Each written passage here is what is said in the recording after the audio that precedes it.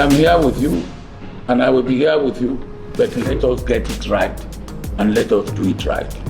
Thank you very much.